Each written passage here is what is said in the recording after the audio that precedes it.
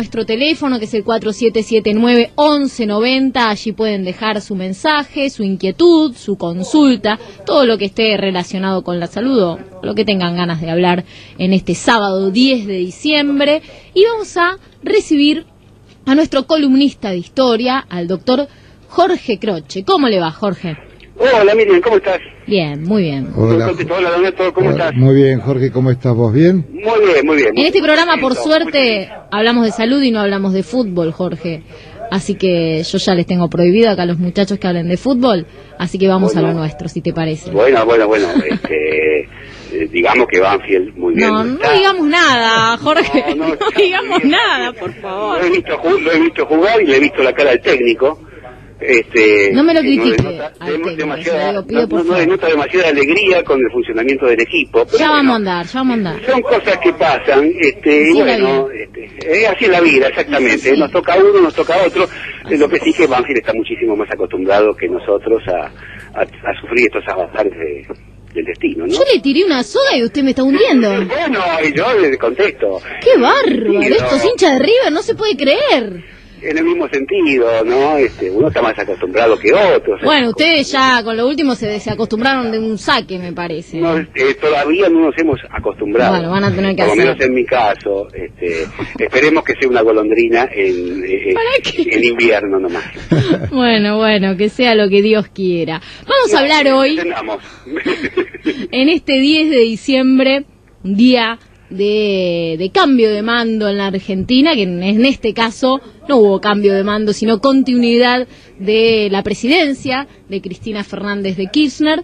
Vamos a hablar de las asunciones presidenciales más curiosas en Latinoamérica, historias de una fatalidad, Jorge.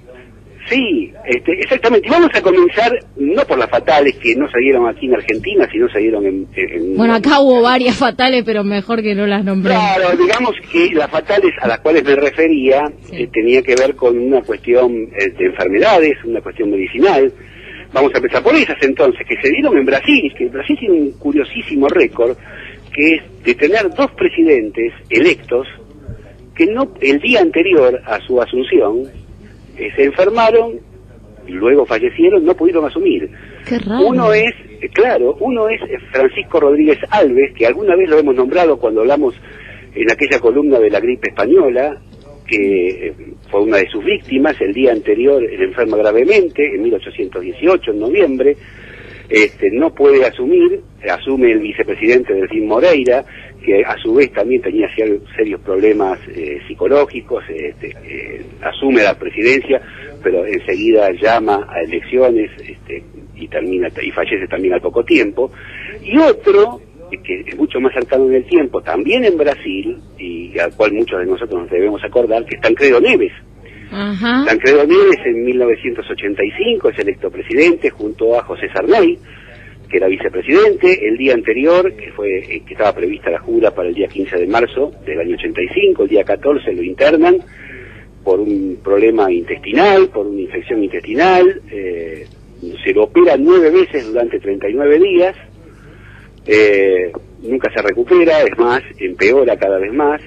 Sarney asume la presidencia de la Nación a cargo del Poder Ejecutivo, como vicepresidente a cargo del Ejecutivo, hasta que Tancredo Neves fallece en abril, el 21 de abril de 1985, y Sarney, como todos nosotros sabemos, se constituye en presidente de la República Federativa de Brasil. Esos son dos casos increíblemente en el siglo XX en el mismo país. Dos presidentes electos que por una cuestión de enfermedad el día previo a su asunción no pueden asumir y terminan falleciendo. Jorge, una pequeña comparación, digamos, que no hay duda, por lo menos a mí me queda claro cómo funciona la cabeza en la generación de enfermedades, ¿no? La vez pasada hablábamos de un papa en la película Vemos Papa, que por angustia y por pánico no podía asumir como papa. En este caso pareciera que también, sin lugar a dudas, el estrés, la angustia y todo lo que genera en el sistema inmunitario, el estrés y la angustia, seguramente tuvo algo que ver en estas enfermedades de estos presidentes. Sí, y sin duda, y más en el caso de Tancredo Neves.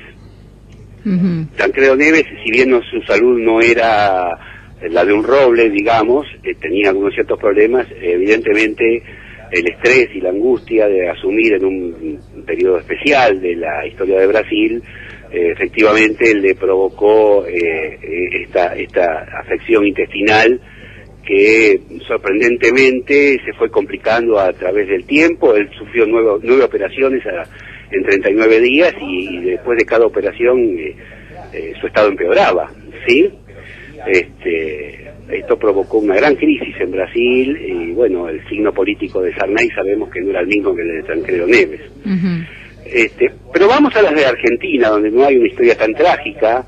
Dale. Pero sí hay perlitas. Y la primera de todas es en el primer traspaso de mando de la historia constitucional argentina, que fue el 12 de octubre de 1868, en la cual Bartolomé Mitre le entrega la banda presidencial a Sarmiento. Sabemos que Sarmiento era un candidato sin partido político, que fue electo a través de las artes de Bartolomé Mitre para evitar que su archienemigo Adolfo Alsina, que era autonomista de Buenos Aires, llegara a la presidencia.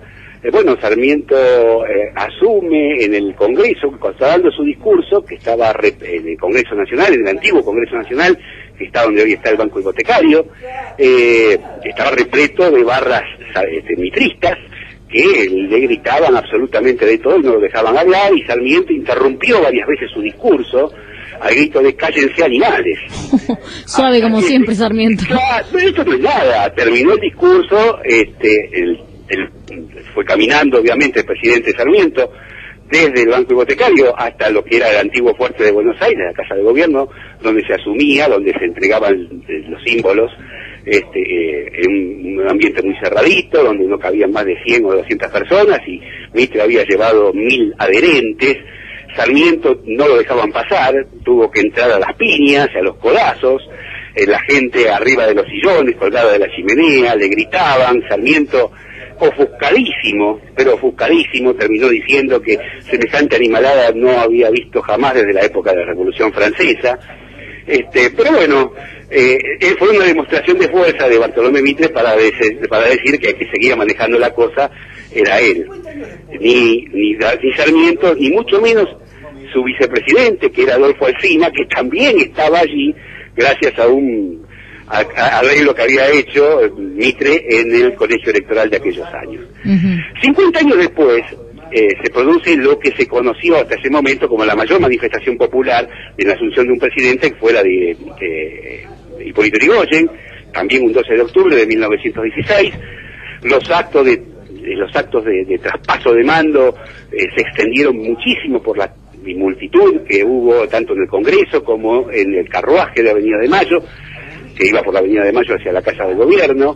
Es reconocido aquello de que la multitud soltó los caballos del carruaje y los llevó a mano hacia la Casa de Gobierno. Tanto fue así que el presidente saliente, que era Victorino de la Plaza, aburrido de esperar que llegara Yrigoyen, se fue. Y el que se colocó la banda fue el propio Hipólito Yrigoyen.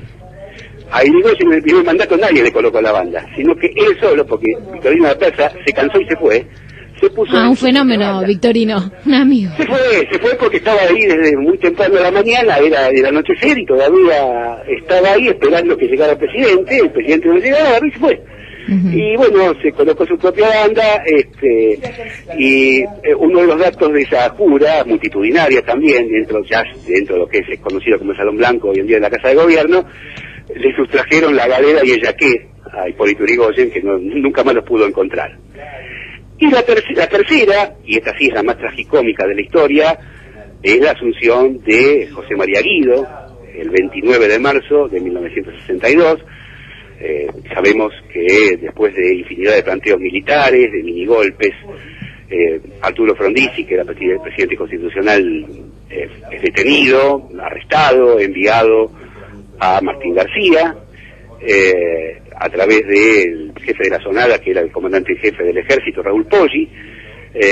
Allí mismo, gente de la UCRI, como Rodolfo Martínez, que era ministro de Interior, Roberto Chepaleborda, que era canciller, y especialmente Julio Llanarte, miembro y ministro de la Corte Suprema de Justicia, no toma como un caso de teoría de gobiernos de facto, que era una teoría y una jurisprudencia que había citado la Corte en 1930, sino que lo toma como un caso de ley de acefalía, de una ley de acefalía de 1863, y convoca al juramento al presidente provisional del Senado en el Palacio de Tribunales el 29 de marzo mismo, a la tarde, a José María Guido. José María Guido jura ante el presidente de la Corte en tribunales con la presencia de 3 testigos, que eran 3 periodistas acreditados en el Palacio de Tribunales, uno del diario La Razón, uno del diario Correo de la Tarde, que era un diario que no existe más hoy en día, pero que era un diario manriquista, y obviamente uno del diario Clarín, que era un diario frondicista en aquellos años. Jorge, te vamos a tener que interrumpir porque tenemos que ir a las noticias. El último dato, sí. El juramento de hoy. El juramento de hoy es inédito en la historia, y está absolutamente habilitado por la Constitución, que desde 1994 no tiene más un juramento cerrado, como decía antes el artículo 80, sino que libra a las creencias religiosas de cada uno de los funcionarios que asumen en su propio juramento. Muy bien, muchas gracias, Jorge. Por favor, un abrazo grande. Un abrazo grande, Jorge. Chao, Donato. Hasta luego. Hasta luego. Nos vamos a las noticias. Presenta las noticias en Radio América.